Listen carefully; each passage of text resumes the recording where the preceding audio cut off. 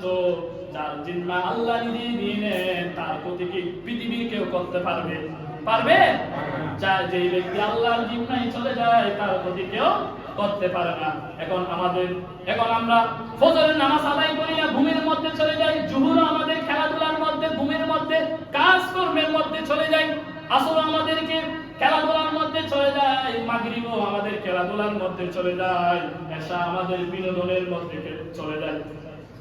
কবি অনেক সুন্দর করে বলেন, ফজরের কম গেল পড়নি নামাজ, জোহরেও ডুবেছিলে নিয়ে শত কাজ।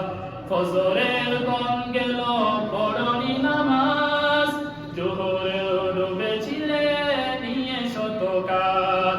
খেলায় খেলায় গেল আছরে কাল, মাগরিব পড়লে না নামাজের সাথ। ফজরের কম গেল পড়নি নামাজ, জোহরেও ডুবেছিলে নিয়ে শত কাজ।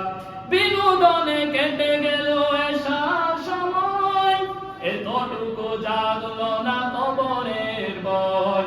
বিনোদনে কেটে গেল এশার সময়, এতটুকু জাগলো না কবরের ভয়। খুঁজলে না একবারও নাজাতের পথ, মুসলিম নাম নিতে পেলে না তোলাত। ফজরের কম গেল পড়নি নামাজ, জোহরেও ডুবেছিলে নিয়ে শত কাজ।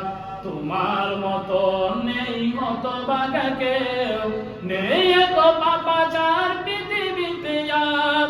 তোমার মতো নেই হতভাগা কেউ, নেই এত পাপাচার পৃথিবীতে আর। একবার শুরু হলে বান্ধনের ঢেউ, কখনো ফিরাতে জানি পারবে না তার। নামাজি পড়া করে মুমিন কাফের, বিশ্বাসে আবাদ করে বুকের জমিন। ফজরের কম গেল পড়নি নামাজ, জোহরেও ডুবেছিলে নিয়ে শত কাজ। সালাত কায়েম করা ইমানের দাবি, পরকাল মুখী করো মনটাকে আর। ফজরের কম গেল পড়নি নামাজ, জোহরেও ডুবেছিলে নিয়ে শত কাজ।